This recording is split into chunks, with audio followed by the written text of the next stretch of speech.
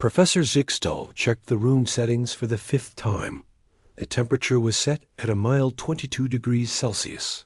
The air mixture contained more oxygen than most aliens needed, and the gravity was adjusted to 1.1 times the university standard. Everything had to be perfect for today. The blue-skinned professor's 4 eyes blinked in sequence as he reviewed his notes. Today was historic.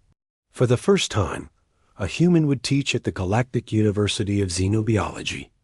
Not just any human, but one from Earth, a Class 12 Death World. The classroom door slid open, and several students entered. Most came from peaceful worlds with gentle climates and few natural dangers.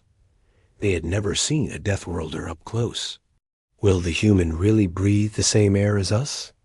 asked Glip, a small green student whose skin glistened with protective slime. "Yes," replied Zixtel. "Humans can tolerate a wide range of atmospheric conditions that would kill most of us." More students filed in, their whispers growing louder. Many took seats at the back of the room, far from the teaching area. A Volarian student with delicate wing membranes sat near the emergency exit. The classroom fell silent when the door opened again. Jack Miller walked in with a casual smile. He was taller than most species present, with broad shoulders and a solid frame.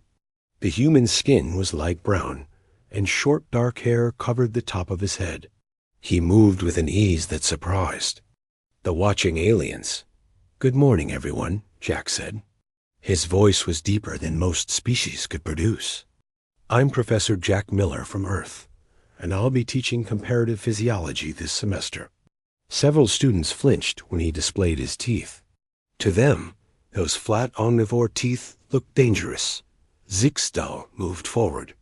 "We are honored to welcome Professor Miller to our university. He is the first human instructor in our program's history." Jack placed his teaching materials on the desk. The simple action caused a ripple of movement as students noticed his muscles flex beneath his clothing. "I understand many of you have questions about humans and Earth," Jack said. "Let's start there before we jump into the course material." For a moment, no one moved. Then a thin purple tentacle rose from the middle row. "Yes?" Jack pointed to the brave student. "I am Violop," said the Florixian student, tentacle quivering slightly. "Is it true humans can survive radiation levels that would kill most intelligent species?" Jack smiled again, careful not to show too many teeth this time. "That's somewhat exaggerated. We can't survive high radiation, but our cells do have good repair mechanisms. Earth has areas with higher background radiation than many worlds, so we evolved some resistance." Another tentacle rose from a different student. "My name is Rentha," said a pale blue student with large, sensitive eyes. "How can you function in such high gravity?" "Our research suggests your bones should break under Earth conditions." "That's a great question," Jack replied. "Our skeletal structure evolved specifically for Earth's gravity. Our bones are dense and reinforced with calcium. What seems extreme to you is normal for us." A student near the front, braver than the others, asked, "Can you demonstrate your strength?" Jack nodded and picked up a metal teaching desk with one hand. The students gasped. To them, it would require mechanical assistance, or at least 3 of their species working together. "This isn't even difficult for me," Jack explained, setting the desk down gently. "An average human can lift their own body weight. Some can lift 3 or 4 times that." The questions continued for the next 30 minutes. Students wanted to know about Earth seasons, predators, diseases, and weather patterns. With each answer, their fears seemed to lessen slightly, replaced by scientific curiosity. "Is it true humans can eat foods that would poison other species?" asked a student with scale-like skin. "Yes," Jack confirmed. "Our digestive system can process many compounds that would be toxic to others. We even consume mild poisons for pleasure, like caffeine and capsaicin." This caused another wave of murmurs. The concept of consuming poison for enjoyment was alien. To them. Toward the end of the class, Jack brought up an image of Earth on the room's display screen. The blue and green planet looked peaceful from space. "This is my home," he said with clear affection in his voice. "To you, it's classified as a death world because of its gravity, weather extremes, predator species, and disease organisms. Me, it's the most beautiful place in the galaxy." He zoomed in to show forests, mountains, oceans, and deserts. "Earth tried to kill my ancestors every day for millions of years," Jack continued. "But instead of dying, we adapted. We grew stronger. We learned to survive and eventually thrive. That's the most important lesson I can teach you about humans." When class ended, the students left with mixed feelings. They were still cautious around the human, but their fear was now balanced with respect and curiosity. Professor Zixtal approached Jack after the students departed. "That went better than expected," the alien professor said. "They usually avoid Deathworlders completely." Jack nodded. "It's a start. By the end of this semester, I hope they'll understand that being from a death world isn't just about physical strength. It's about resilience and adaptability. Do you think they're ready to learn what humans are truly capable of?" Zixtal asked. Jack looked toward the door where his students had exited. "No," he said honestly, "but they will be. This is just the first lesson." 3 weeks passed since Professor Jack Miller began teaching at the Galactic University. The alien students grew less fearful with each class. They still watched his every move, but now with interest rather than terror. The university officials also became more comfortable with the human's presence. Perhaps too comfortable. Jack entered the laboratory where his human teaching assistant, Samantha Wright, prepared for the day's practical session. Samantha had joined the staff 2 weeks ago. She was shorter than Jack, with light skin and reddish brown, hair tied back from her face. Unlike other staff members who used barriers and translators when dealing with humans, Samantha worked directly with the alien students. "Sam, did you see the latest update?" Jack asked, holding up his datapad. "They've removed the emergency pressure systems from our wing." Samantha frowned as she adjusted the settings on a microscope. "That's the third safety measure they've taken away this month. I know we haven't had any problems, but that's because these precautions exist." "I'll talk to Professor Zixtal about it later," Jack said. "For now, let's focus on today's lab work." The students arrived soon after, moving, with more confidence around the humans than they had shown weeks ago. Vielop, the purple Florixian with tentacles, had become one of the most engaged students. Beside him, the shy blue Rentho still kept a safe distance, but no longer trembled when Jack walked past. "Today we'll study how different species respond to environmental stress," Jack explained. "We'll use simulations rather than actual stress conditions for safety reasons." The class split into groups. Jack supervised half the room while Samantha worked with the other students. The practical session was going well until a loud alarm suddenly blared throughout the laboratory complex. The automated system announced, "Warning, atmospheric containment breach in Sector 7. All non-Death World species evacuate immediately." The students froze. Sector 7 was where advanced students conducted independent research projects. "Everyone stay calm," Jack commanded. "Follow evacuation procedures to the safe zone." As students moved toward the exits, Jack checked his datapad. 3 students are trapped in Sector 7, he told Samantha. "The atmosphere is decompressing rapidly. The emergency response team won't arrive in time," Samantha said, checking the system status. "Those students will die if they're exposed to those conditions for more than 2 minutes." Jack made a quick decision. "I'm going in. Call the emergency team, but I can't wait." "I'm coming with you," Samantha insisted, grabbing 2 emergency breathing masks from a wall cabinet. "They won't help us, but we might need them for the students." They ran to Sector 7, while other faculty led the evacuation.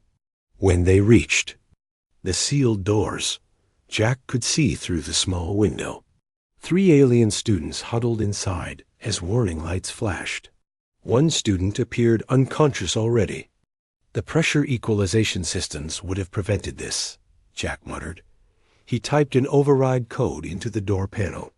Warning: opening this door will expose you to unsafe atmospheric conditions, the system stated.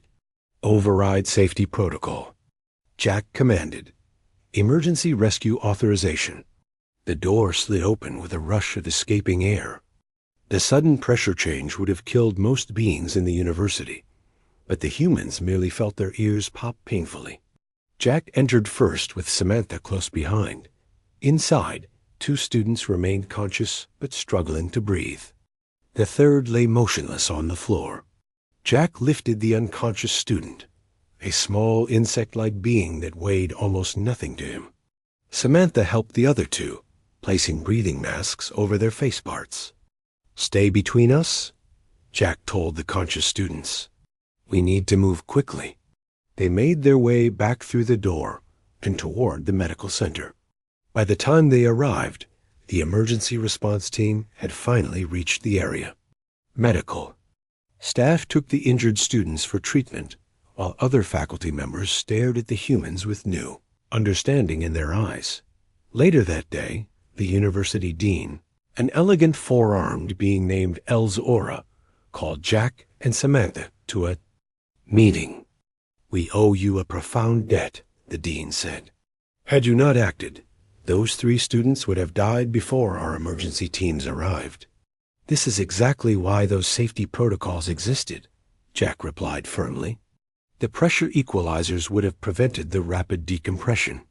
"The safety measures weren't in place to protect you from us," Samantha added.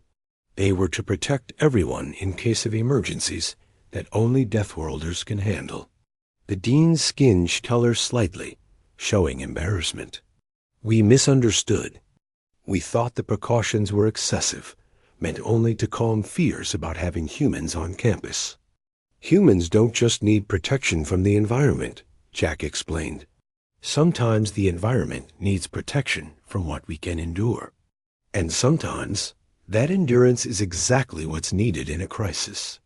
News of the rescue spread quickly through the university. The next day, when Jack entered his classroom, the students stood up. This was not a normal greeting in their cultures. It was a sign of deep respect. Velop approached Jack after class. "Professor, many of us didn't understand before. We thought humans were dangerous because you evolved on a death world. Now we see that same evolution makes you uniquely qualified to help in emergencies." Jack nodded. "That's an important lesson. On Earth, we faced countless dangers that shaped our species. We developed strength, speed, and endurance to survive. But the purpose of survival isn't just to live for ourselves, it's to help others. When they're in danger, a university reinstated all safety protocols, but with a new understanding. They weren't just protecting non-humans from Deathworlders. They were acknowledging the special abilities that humans brought to the university, abilities that could save lives when environments turned hostile. The lesson that began in fear was transforming into something new, respect for the gifts that different evolutionary paths bestowed on each species. A month after the laboratory incident, Professor Jack Miller had an unusual idea. He proposed a field trip to a planet called Nexus IV. It wasn't as extreme as Earth, but it would still challenge the alien students. "This is highly irregular," Dean Elzora said during the faculty meeting. The dean's forearms moved in patterns showing concern. "Many students have never experienced gravity higher than what we maintain here at the university. That's exactly why this trip would be valuable," Jack explained. "With proper safety gear, they can briefly experience conditions closer to what humans consider normal. It's one thing to study Deathworlds in theory. It's another to feel even a fraction of what shapes a species like mine." The other professors murmured among themselves. Some supported the idea, while others worried about risks, Professor Zixtal spoke up. I believe this experience would be educational. We can take proper precautions. After much debate, the university approved the field trip. 20 volunteer students would visit Nexus 4 for 3 hours. They would wear special support suits to help their bodies handle the conditions. When the day arrived, Samantha checked each student's equipment while Jack gave final instructions. Remember, what you'll experience today is still much less challenging than Earth, Jack told the group. The gravity is only 1.2 times what you're used to, and the air pressure is just 3 times higher. For Samantha and me, this will actually feel light. Rentha, who had become less shy over the weeks, raised a hand. Professor Miller, how will we know if we're in danger? Your suits have many safety monitors, Jack assured him. But more importantly, Samantha and I will be watching all of you. If something feels wrong, tell us immediately. The students boarded a university shuttle. During the short flight to Nexus 4, they grew quiet. Some looked nervous while others seemed excited. When they landed and the doors opened, Jack and Samantha stepped out first. The humans moved easily in the higher gravity, breathing the denser air without difficulty. We'll exit in groups of 5, Samantha instructed. Move slowly at first until you adjust to the feeling. The first group followed her out. Velop, part of this group, moved his tentacles carefully. Even with the support suit helping him, he clearly felt the extra weight. This is difficult, Velop admitted. How do humans function in even higher gravity? We evolved in it, Samantha explained. Our muscles and bones developed under these pressures. What challenges you feels like home to us? Gradually, all students exited the shuttle. They moved around a small, safe area that the university had prepared for educational visits. Jack led them to various stations where they could experience different aspects of the planet. At one station, Jack demonstrated something that amazed the students. He briefly removed his glove to touch the soil directly. Notice how my skin doesn't burn from the soil chemistry, he explained. Humans evolved strong barriers against environmental hazards. Several students recorded this with their devices. For most alien species, direct contact with foreign planetary material would be dangerous without protective gear. Could any of us evolve to do that? Asked a small green student. Given enough time and the right conditions, possibly, Jack answered. Evolution responds to survival pressures. On Earth, those pressures were intense, so we developed these adaptations. As the field trip continued, the students grew more comfortable moving in the higher gravity. Some even began to enjoy the experience, testing their limits within safe parameters. Rentho, who had been one of the most fearful students at the beginning of the semester, surprised everyone. He requested permission to try walking without using his suit's full support function. Are you sure? Samantha asked. It will feel much heavier. I want to understand, Rentha said. Even a small taste of what humans experience. Samantha adjusted his suit, reducing the support by 30%, but keeping all safety systems active. Rentha took careful steps, his large eyes widening at the sensation. It's like pushing through thick liquid, he described. Every movement requires planning and effort. Now imagine that being normal, Jack said. That's how Deathworlders live every day. We don't even think about it. After just 20 seconds, Rentha needed the support restored. But he seemed pleased with his experiment. I never understood before, he told Jack. Your strength isn't just physical. It's mental, too. The constant awareness and effort your world demands. As their time on Nexus 4 ended, the students gathered for a final discussion before returning to the shuttle. What did you learn today that you couldn't learn in a classroom? Jack asked. Velop spoke first.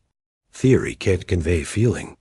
Reading about high gravity doesn't prepare you for how it pulls on every part of your body. Another student added, I always thought Deathworlders were just physically stronger. But it's more than that. Your species developed mental endurance, too. Jack nodded. That's exactly right. Earth doesn't just challenge our bodies. It challenges our minds, our problem-solving, our ability to persist through difficulty. As they boarded the shuttle to return to the university, the students viewed their human professors differently. They were no longer just strange creatures from a frightening world. They were beings whose very nature had been shaped by survival challenges most species never faced. Back at the university, word of the field trip spread quickly. Other students requested similar experiences. Faculty members who had opposed the trip now recognized its educational value. The lesson continued to evolve. What had once seemed like a disadvantage evolving on a dangerous world now appeared in a new light. The adaptations that humans took for granted represented solutions to survival problems that fascinated their alien colleagues. 2 months into the semester, the Galactic University received an urgent message. A research outpost on the nearby moon needed help. A sudden geological event had damaged their life support systems. The outpost housed scientists from 17 different species, all requiring special living conditions. The university's emergency committee gathered quickly to discuss the situation. Jack and Samantha were invited to join, a first for human staff members. The atmospheric systems are failing, reported the security chief, a tall insect-like being. Our rescue ships will take 3 hours to reach them. By then, most researchers will suffer permanent harm. Dean L's aura turned to Jack and Samantha. How long could humans survive in those deteriorating conditions? Jack studied the data on the screen. The dropping oxygen levels, rising carbon dioxide, and temperature changes? Uncomfortable but survivable for several hours.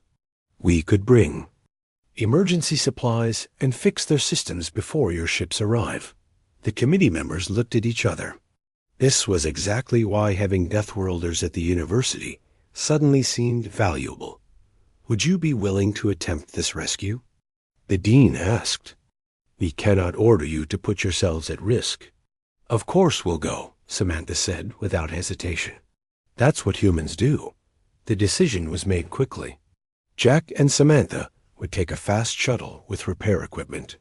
4 student volunteers would help from orbit, guiding the humans through the failing systems. When Jack asked for student volunteers, he was surprised by how many raised their hands. He selected Violop and Rentha, along with 2 advanced engineering students. As they prepared to leave, Samantha spoke to the student volunteers. This is the reality of being a Deathworlder. What seems like a curse evolving on a planet that tries to kill you becomes a gift when others need help in dangerous places. The journey to the moon took 30 minutes. During the flight, Jack and Samantha reviewed the outpost systems and prepared their equipment. The student volunteers monitored conditions from the shuttle's computers. The main life support hub is failing first, Violop reported. Temperature is dropping in 3 sectors and rising dangerously in 2 others. Gas mixture is becoming toxic in the central laboratory, added Rentha. 5 researchers are trapped there. When they arrived, the shuttle docked at the emergency airlock. Jack and Samantha put on simple breathing masks, not full environmental suits like most species would require. Remember, Jack told the students, stay in orbit and guide us. If conditions get worse, retreat to a safe distance. We'll be fine. The humans entered the outpost and found chaos. Emergency lights flashed, and warning alarms sounded throughout the facility. They headed first to the central laboratory, where the situation was most critical. Inside, 5 researchers from different species huddled near a temporary air scrubber. When they saw the humans enter with only simple masks, their eyes widened. In surprise, we're from the university, Samantha explained. We're here to help until the main rescue arrives. Jack checked the room's environmental controls. The backup systems are failing because the main hub is damaged. We need to stabilize this room and fix the central system." While Samantha helped the trapped researchers, Jack made quick repairs to keep the room stable. The researchers watched in amazement as the humans worked in conditions that would have quickly harmed most species. "How can you breathe this air?" asked one researcher, a floating gas-filled being. "Our lungs evolved to handle variations in air quality," Samantha explained, while adjusting the researcher's personal breathing device. "What's dangerous for you is just uncomfortable for us." With the immediate danger addressed, Jack and Samantha moved to the outpost. In each section, they found researchers struggling with failing systems. The humans worked quickly, making temporary repairs and moving weaker species to safer areas. The most difficult part came when they reached the main life support hub. The room was extremely hot on one side and freezing on the other due to damaged temperature controls. For most species, either extreme would be deadly. The humans felt the strain but kept working. "How are the repairs progressing?" Violop asked. "Through their communication devices." "We found the main problem," Jack replied as he worked inside a tight maintenance shaft. A power surge damaged the central processor. "I'm bypassing it now." The students watched from orbit, tracking the humans' life signs. They were amazed at how Jack and Samantha's bodies handled the stress. "Their internal temperature has barely changed despite the extreme conditions," Rintha noted. "My species would have shut down already." "Their hearts are beating faster to compensate," another student observed. "They're automatically adjusting to the changing environment."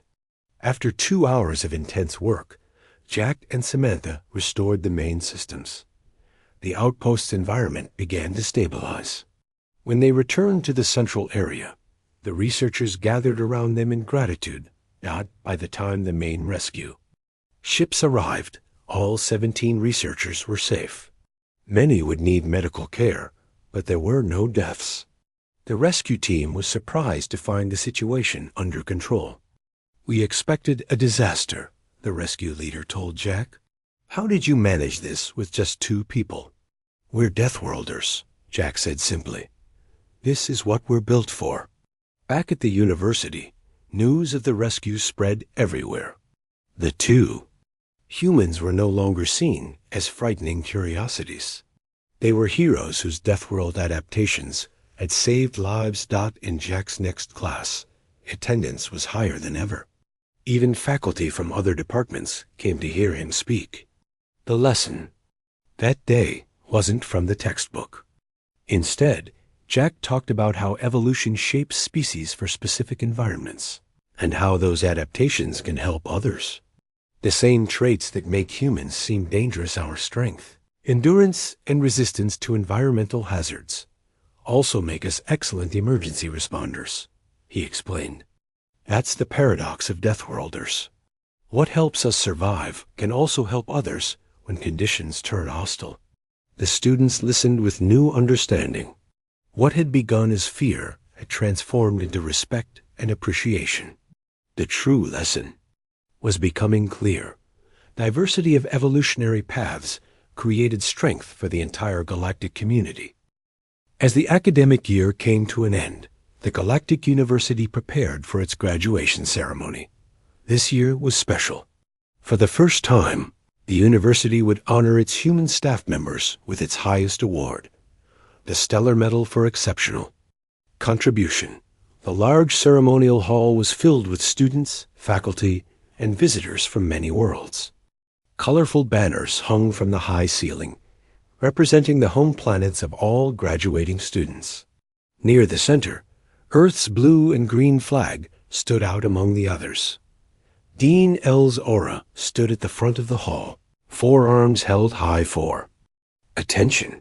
The crowd grew quiet. When we first welcomed our human colleagues, the dean began, many viewed them with fear. Their Deathworld origins seemed dangerous to our peaceful community. We were wrong. The dean gestured toward Jack and Samantha, who sat in the front row. These humans have not simply taught from books and simulations. They showed through their actions the true value of diversity in our galactic family. They risked themselves to save others when environmental conditions turned hostile. Jack and Samantha were invited to the stage. The dean presented each with a glowing crystal medal, the university's highest honor. Jack stepped forward to speak. I want to thank everyone at this university for a remarkable year. When I arrived, I understood the fear. Humans come from a world that seems harsh and dangerous to most of you. He looked out at the gathered students, finding familiar faces in the crowd. On Earth, we sometimes forget that our adaptations, our strength, endurance, and resilience evolved not to dominate, but to survive. Here, among species so different from us, we rediscovered the purpose of those adaptations, to help others when environments turn dangerous. After the main ceremony, a smaller gathering was held for the xenobiology students. Violop, who once feared humans, now stood proudly beside Professor Miller. Next year, I will study on Earth, the Florixian announced. I will be the first of my species to visit a Class 12 death world. Are you nervous? Samantha asked. Of course, Violop admitted, his purple tentacles moving in a pattern that showed mixed emotions. But you taught us that fear of the unknown should not stop exploration. With proper preparation and respect for different evolutionary paths, even a death world can be visited safely. Rintha joined them. The once shy student now moved with confidence. I will join a research team studying comparative physiology. Before you arrived, we studied Deathworlders as theoretical dangers beings to be contained. Now we understand you're the galaxy's emergency responders, uniquely equipped for crisis. Other students shared their plans. Many had been inspired to study Earth or work with humans in various fields. Some planned careers in emergency response, hoping to apply lessons learned from Deathworlders to save lives. The university had created something new, a Department of Deathworld Studies. But unlike previous approaches that focused on dangers, this department would study the valuable adaptations such worlds created in their inhabitants. Later that evening, Jack and Samantha walked through the university gardens. The artificial sky above them displayed Earth's constellations, a gesture of respect from the university. Do you think the Galactic Council is ready for more human integration? Samantha asked. Jack looked up at the familiar stars. They'd better be. These students will return to their worlds with a new perspective. They no longer fear Deathworlders. They understand our value to the galactic community. It's more than that, Samantha added. They're beginning to see that evolutionary diversity makes everyone stronger. Each species brings unique abilities to solve different problems. The next day, as human and alien students prepared to leave for their home, worlds or new assignments, many gathered to say goodbye to their professors. What had begun as a tense experiment in cross-species education had become something much more valuable. Violop presented Jack and Samantha with a data crystal. We collected memories from all students in your classes. Our experiences, what we learned, how our views changed. We hope you will share this with other humans. Jack accepted the gift with a smile. I will make sure Earth's universities see this. It's important for humans to understand how others view us. Dean Elzora approached for a final conversation. We have received applications from 12 other human teachers for next year. The Galactic Education Council has approved all of them. That's wonderful news, Samantha said. Each human brings different perspectives and abilities.